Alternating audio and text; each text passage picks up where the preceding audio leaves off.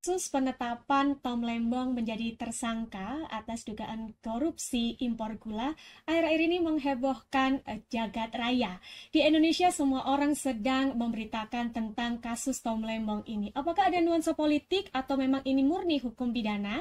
Sudah hadir di tengah-tengah kita, beliau adalah Bapak Dr. Priyatmika SHMS. Selamat pagi, Oke, Bapak Mbak. Iya, Dr. Priyatmika. iya, Sudah hadir di tengah-tengah kita, Bapak iya. Dr. Priyatmika, yang nanti akan membagi pendapat beliau terkait dengan kasus yang menjerat Tom Lembong. Pertanyaan saya, Pak Dr. Priya, Iya, sebagai ahli hukum pidana, iya. bagaimana Bapak memandang kasus ini? Ini sempat heboh, Bapak, ya, beberapa minggu ini semua orang sedang membicarakan kasus Tom Lembong. Iya. Bagaimana Bapak Dr. Priya memandang kasus ini? Silahkan. Kalau dari segi eh, pandangan masyarakat memang ada kecurigaan ini ada nuansa politisnya. Nuansa politisnya karena Tom Lembong itu kan ketua tim suksesnya Anies. Kemudian ini setelah Anies kalah dia dipidanakan, ditersangkakan dengan kasus impor gula ini. Ini secara politis saya tidak tahu benar tidaknya. Tetapi kalau secara hukum pidana memang fakta-fakta bukti alat-alat bukti yang disampaikan oleh Kejaksaan Agung Jampitsus itu memang bisa beralasan kalau dia ditersangkakan karena mentersangkakan seorang itu kan dua alat bukti. Dalam putusan Mahkamah Konstitusi nomor 21 tahun 2014 itu dua alat bukti itu ya alat bukti dalam pasal 184 KUHP bisa keterangan saksi, alat bukti surat, keterangan ahli, petunjuk dan keterangan terdakwa. Di dalam substansi perkaranya memang pada saat Tom Lembong jadi Menteri Perdagangan tahun 2015 sampai dengan 2016 itu kondisi gula di Indonesia lagi surplus, penghasilan gula lagi surplus, dan ada rapat Kementerian Perindustrian yang rapat Menko Ekonomi yang tidak ada keputusan untuk mengimpor gula. Tapi entah mengapa Tom Lembong mengimpor gula dan problemnya adalah yang diimpor tuh gula kristal mentah GKM 150.000 ton. Kemudian gula kristal mentah itu dibawa ke Indonesia dan dirubah menjadi gula kristal putih dengan PT AP yang sekarang direktur bisnisnya juga ditersangkakan. Kemudian dirubah menjadi gula kristal putih untuk dipasarkan. Padahal waktu itu surplus gula.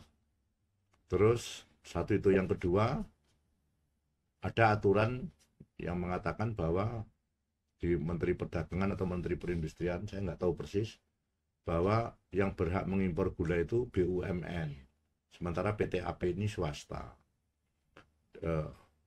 Dari sini muncul kerugian keuangan negara 400 miliar.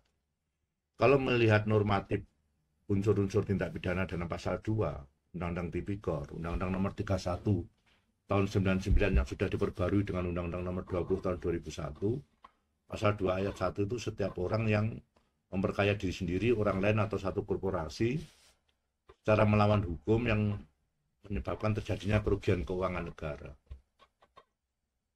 Di dalam putusan Mahkamah Konstitusi nomor 25 tahun 2016, kerugian keuangan negara itu harus actual loss, kerugian yang nyata-nyata terjadi.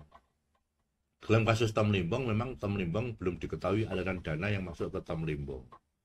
Tapi memang dalam tindak pidana korupsi itu tidak hanya memperkaya diri sendiri, memperkaya orang lain pun kena. Misalnya ini direktur bisnis atau PT AP yang diperkaya atau korporasi PT AP yang diperkaya, memang sebagai pengambil kebijakan Tom Lembong bisa ditersangkakan. Ya, baik. Tadi Pak Dr. Priya mengatakan bahwa korupsi itu sebetulnya bukan hanya memperkaya diri sendiri, memperkaya pihak lain pun bisa terhitung korupsi. Ini juga menjawab pertanyaan netizen, Pak Dr. Priya, di mana-mana orang mengatakan belum ada bukti yang mengatakan aliran dana itu masuk, Pak Dr. Priya. Maka bisa dikatakan sebetulnya penetapan tersangka ini sudah memenuhi dua alat bukti, begitu Pak? Sudah, sebenarnya memperkaya orang lain dan korporasi itu bisa, orang diri sendiri tidak diperkaya ya bisa, karena memang korupsi itu extraordinary crime, kejahatan luar biasa, sehingga memang space pengaturannya itu luas, memperkaya diri sendiri, orang lain atau satu korporasi. Itu unsur alternatif, bisa memperkaya diri sendiri saja, atau memperkaya diri sendiri dan orang lain, atau orang lain saja dan korporasi. Bisa tiga-tiganya, bisa salah satu, atau bisa tiga-tiganya. Tetapi di dalam persoalannya Tom Limbon ini adalah ketika berdasarkan media yang saya baca dari Tempo dan dari Kompas, ketika ini ditersangkakan, itu belum ada perhitungan kerugian keuangan negaranya. Dan dalam putusan MK nomor 25 2016 itu, kerugian keuangan negara itu actual loss, harus nyata-nyata telah terjadi, sehingga ketika mentersangkakan orang dalam perkara tidak pidana korupsi itu harus sudah ada keterangan saksi, keterangan ahli, dan kerugian keuangan negara atau alat bukti surat. Nah, ini kerugian keuangan negara belum nilainya berapa, belum dinyatakan, hanya perkiraan 400 juta, tapi berdasarkan putusan Mahkamah Konstitusi nomor 31 tahun 2012, itu harus audit forensik, harus audit investigasi forensik, atau audit akuntan, atau audit investigasi itu yang berat mengaudit semua lembaga keuangan, misalnya BPK, BPKP, lembaga akuntan publik, inspektorat, itu boleh. Tapi ini harus dirumuskan dulu, kerugiannya nyata-nyata berapa, actual loss, baru ditersangkakan. Nah, ini kelemahannya kalau saya jadi saksi ahli pra-peradilan. Ini Tom Limbong kan ngajukan pra-peradilan penetapan tersangka. Ini yang kelemahannya, karena belum ditentukan kerugian keuangan negara oleh lembaga yang memiliki kewenangan, ya, Pak BPK, BPKP misalnya. Kalau kasus sebesar ini ya BPK atau BPKP. Nah, persoalan yang kedua, ini mengapa jadi politis, karena 2015 sampai 2016 Tom Limbong itu 5 juta ton, bukan 150.000 ton, 5 juta ton impor gula. Tapi setelah itu 2016 sampai 2019 Menteri Perdagangan Enggartia Stolukito itu impor gula juga 15 juta ton. 2019 sampai 2020 waktu Menteri Perdagangannya Agus Suparmanto, impor gula 9,5 juta ton. Ini Tempo yang nulis. 2020 sampai 2024 Zulkifli Hasan 20 juta ton. Ini mestinya kalau mau tidak ada muatan politis, semua diperiksa. Intinya diperiksa, paling tidak jangan ditersangkakan dulu, paling tidak lidik lah. Tom Limbong ini kan ditersangkakan karena waktu itu ada kebijakan tidak boleh impor. Kok dia tetap impor. Kemudian apakah menteri-menteri selanjutnya itu memang boleh ada kebijakan boleh impor? Kalau ada kebijakan boleh impor, mereka tidak bisa ditersangkakan. Tetapi ini bisa kena juga pasal 3. Tom Limbong ini menyalahgunakan kewenangan, kesempatan, dan sarana yang ada padanya selaku Menteri Perdagangan yang menguntungkan diri sendiri atau orang lain, yang merugikan keuangan negara. Tapi lagi-lagi kerugian keuangan negaranya harus bisa dibuktikan, ya Pak. Dibuktikan dulu oleh lembaga keuangan yang sah sebelum ditersangkakan. Siap. Nah, ini menarik juga Pak Dr. Priya. Di masyarakat, kalau saya baca di media sosial secara online begitu, mereka menanyakan, ini kan kasus sudah tahun 2015, kenapa baru sekarang yang ditetapkannya? Itu yang pertama Pak Dr. Priya. Kemudian, apakah kemudian yang tadi Pak Dr. Priya mengatakan saat itu keadaan gula di Indonesia itu surplus. Kemudian ada kebijakan untuk mengimpor. Apakah keadaan yang surplus itu bisa menjadi faktor penetapan tersangka dari Tom Limbong itu sendiri, Pak Dr. Priya? Yang pertama, daluarsanya pasal 2 itu 18 tahun.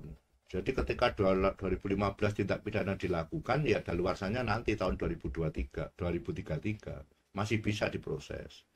Bahwa Tom Limbong yang dipilih menteri yang lain tidak ada, itu bisa aja jurus tebang pilih, ya bisa. Ini yang kemudian muatan politisnya jadi kuat. Tetapi ya jaksa Jampitsus kan punya, dari tadi sudah saya katakan, dari segi normatif terpenuhi 2 alat bukti. Cuma tinggal kelemahannya, actual loss-nya, kerugian keuangan negaranya belum ditentukan oleh lembaga keuangan, nilai besarnya pasti, tapi sudah ditersangkakan. Ini kelemahan untuk pra-peradilan. Jadi kalau pra-peradilan ini dipersoalkan, maka mestinya penetapan tersangka tidak sah, karena dalam perkara korupsi itu penetapan tersangka kerugian keuangan negaranya harus sudah nyata-nyata terjadi. Itu yang pertama. Yang kedua, pertanyaan yang kedua apa tadi?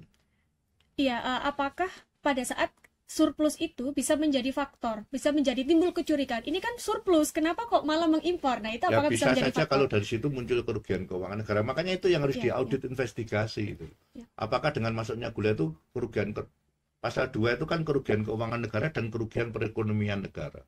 Apakah perekonomian negara jadi rugi, banyak gula yang nggak terserap sehingga pemerintah harus ngasih subsidi ke petani gula, itu kerugian perekonomian negara. Nah, itu harus dibuktikan dulu sebelum mentersangkakan. Maka menurut saya sebenarnya penersangkaan ini prematur karena belum ada kerugian keuangan negara yang actual loss itu. Dan ini pintu masuk untuk pra peradilan yang sekarang diajukan oleh Tom Lembong. Ya, kemudian Pak Dr. Priya, ini kan sekarang Tom Lembong memang sudah statusnya tersangka. Ya. Nanti ketika kemudian kita tidak berbicara masalah pra peradilan dulu, Pak.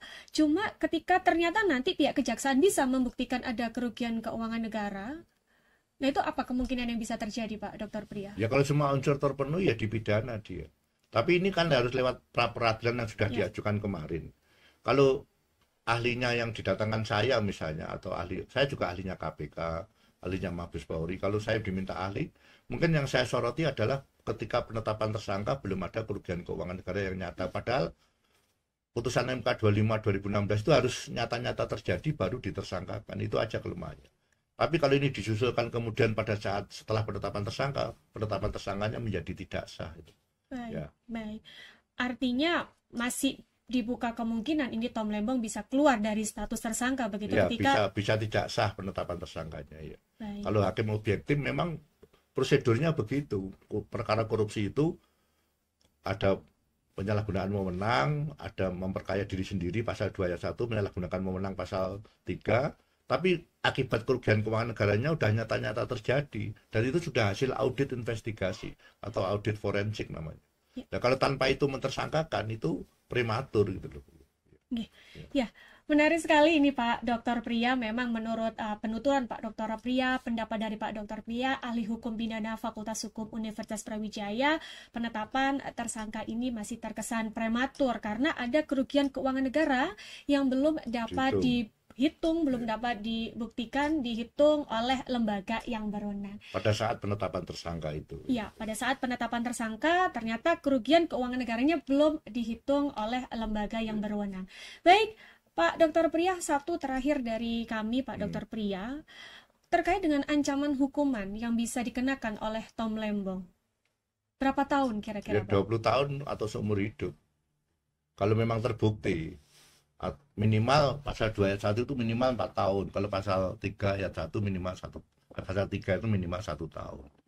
Tapi persoalannya ini kan harus perbuatan materialnya dipenuhi, terbukti dulu. Artinya ini problemnya ini agak masuk ilmiah. Ini business judgment rule atau perkara pidana. Kalau business judgment rule kan kesalahan perhitungan bisnis saja. Kalau memang pertimbangan bisnis ini menimbulkan kerugian keuangan negara, itu kerugian keuangan negaranya ada yang diperkaya atau tidak, ada yang melawan hukum atau tidak. Kalau memang ada yang pasal hukum yang dilanggar, dari situ muncul kekayaan orang yang diperkaya diri sendiri, orang lain atau satu korporasi, dan kemudian menimbulkan kerugian keuangan negara secara nyata, itu pasal 2 ayat 1 tipikalnya terpenuhi. Tapi kalau ternyata tidak ada yang diperkaya dan tidak ada hukum yang dilanggar, tapi semata-mata administratif, ini bisnis judgment rule. Dan nanti perdebatan di persidangannya begitu. Ya, menarik sekali Pak kawan Eva. Hari ini kita sudah mendengar pendapat ahli hukum pidana Bapak Dr. Priya Jatmika SHMS terkait dengan penetapan Tom Lembong menjadi tersangka dugaan kasus korupsi impor gula. Saya ucapkan terima kasih banyak Pak Dr. Priya sudah hadir di podcast FAUB. Teman-teman jangan lupa untuk terus ikuti video-video yang di-upload di YouTube FAUB. Sekian, terima kasih. Sampai jumpa lagi.